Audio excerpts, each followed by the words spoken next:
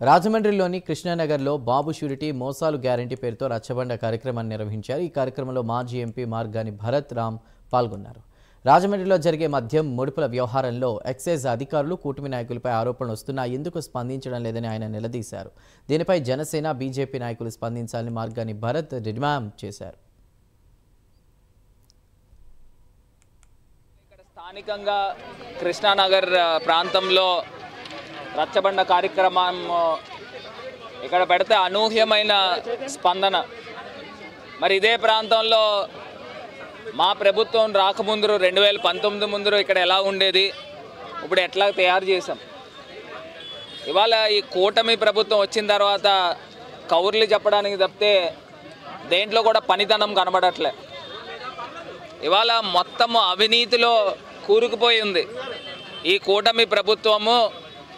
Phone లీకులు, అటు వాళ్ళ ప్రెసిడెంటు, ఎక్స్ కార్పొరేటరు, అక్కడ ఏకంగా ఎక్సైజ్ సిఐఏ డైరెక్ట్గా నేరుగా బ్రాందీ షాపులతో మాట్లాడి ఇగో 1,20,000 పంపించండి, ₹1,00,000 పంపిస్తారు ఏంటని మాట్లాడుతూ ఉన్నారు. అసలు దీనిపైన చర్యలు ఏవి అని అడుగుతా ఉన్నా. ఎంత ఆశ్చర్యం అండి. ఇది 3 పార్టీల యొక్క కలయిక. ఈ తెలుగుదేశం నాయకులు ఈ రకంగా అక్రమాలకు పాల్పడుతూ ఉంటే ఈ జనసేన పార్టీకి, బీజేపీ పార్టీకి బాధ్యత లేదండి.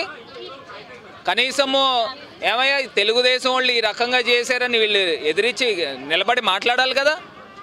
అసలు తెలుగుదేశం పార్టీ ఈ రకంగా చేస్తున్నప్పుడు బీజేపీ ఎంపీ ఏం మాట్లాడుతూ ఉన్నారు, మరి బీజేపీ ఎమ్మెల్సీ ఏం మాట్లాడుతూ ఉన్నారు, ఈ జనసేన పార్టీ వాళ్ళు ఏం మాట్లాడుతూ ఉన్నారు.